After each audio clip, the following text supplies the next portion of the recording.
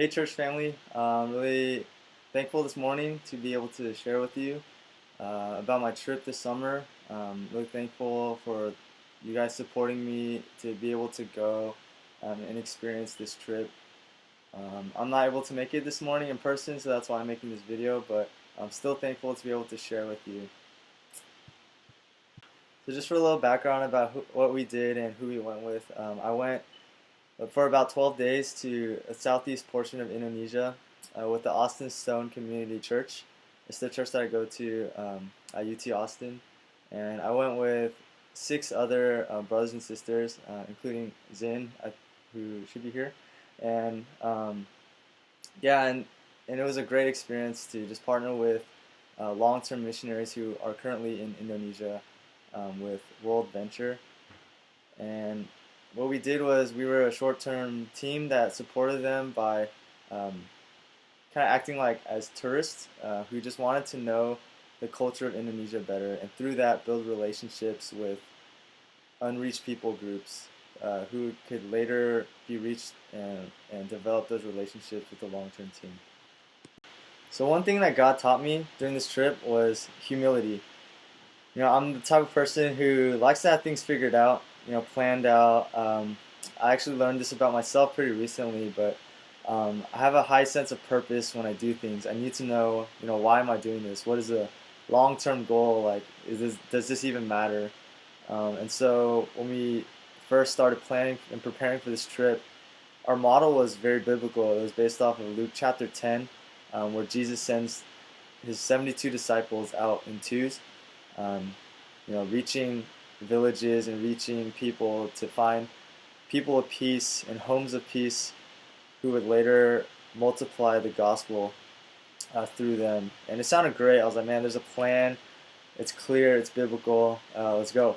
But when we actually got there, it wasn't exactly like I expected. Nothing actually goes exactly like you plan. In my head, imagine that we would have the freedom to go and just talk to people wherever we went. We'd have the freedom to tell stories and tell the gospel pretty clearly. But I remember this one time when I just felt this yearning to tell someone a story from the Bible. And I turned to my translator. I was like, hey, like, is this a good time? And he's like, you should hold off. I don't think it's a good time. Don't press into this religious conversation right now.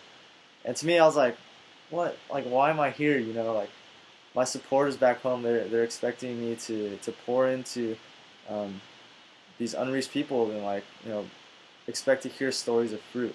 And so there's this, like, frustration within me. But God really showed me that, this isn't about you. This isn't about the stories that you bring home.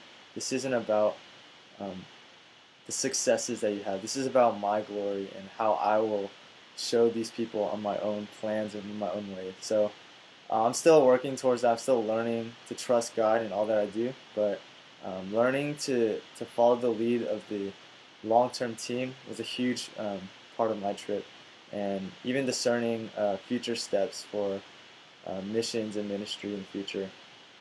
So one story I do want to share is actually an update from after we came back from our trip, but one village that we stayed at with the village chief, his family he had three kids, a wife, and when we just met them, I just had a good feeling about this family. I just felt like, man, they would be open to the message that we bring, and they were really open. They were so kind to us, and a lot of my teammates felt that way too.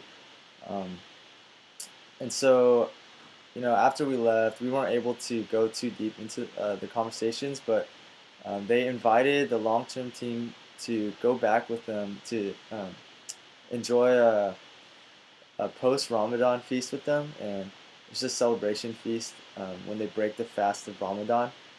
And so that was pretty recent, actually, a couple weeks ago. And when they went there, when we went back to that village, um, one of the long-term members actually asked one of their sons to read the Bible with him if he'd be interested, and he said yes. He was interested about Jesus. He was interested about also learning about Muhammad and about his own religion, because a lot of the things that they follow is just out of tradition. And so, man, I was just so joyful to read that update from him, just knowing that the things that we did, the all the walking that we did, all the um, physically laborious stuff that we did was um, not wasted, and it was for the glory of God. And so, just praying for continual discipleship to happen with that kid and with that whole family and village.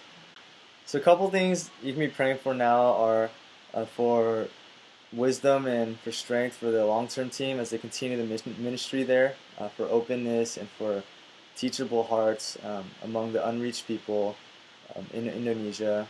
Yeah, and just for God to be made known in that whole region where currently the name of Jesus is not proclaimed.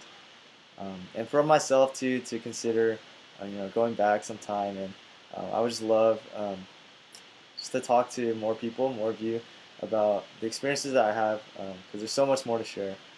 So yeah, again, just thanks for this opportunity, and God bless.